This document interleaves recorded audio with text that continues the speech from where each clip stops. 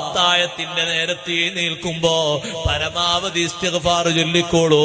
2 റക്അത്തെങ്കിലും നിസ്കരിച്ചോളൂ. കുറഞ്ഞ സമയമെങ്കിലും ദുആ ചെയ്തോളൂ.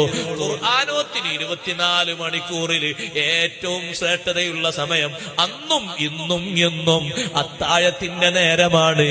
സുബ്ഹിന്റെ ശേഷമല്ല, മഗ്രിബിന്റെ ശേഷമല്ല. സൈനുദ്ദീൻ മഖ്ദൂം റളിയല്ലാഹു അൻഹു ഫതുൽ മീൽ പഠിപ്പിച്ചില്ലേ, ഖുർആനോത്തിന് ഏറ്റവും ശക്തിയുള്ള സ്ഥലം വഖ്തുൽ അസ്ഹാർ. ഒരു പേജെങ്കിലും എന്നും പതിവായി റമദാനിൽ ഓതാൻ ഒരുമിക്കോ. സമയം അതിനു വേണ്ടി നീക്കിവെച്ചോ.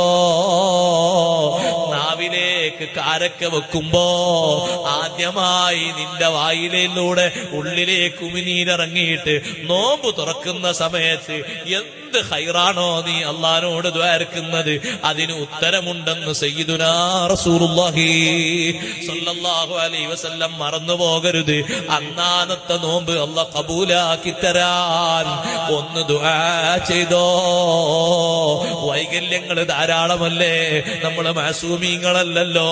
പറഞ്ഞതുണ്ട്, ചെയ്തതുണ്ട്, ചിന്തിച്ചതുണ്ട്, ഒക്കെ മാപ്പാക്കിയിട്ട് പടച്ച റബ്ബ് കബൂലാക്കുന്ന നോമ്പായി കിട്ടിയാൽ എത്ര വലിയ വിജയമാണ്. സുഹൃതങ്ങൾ ചെറുതായി കാണരുത്.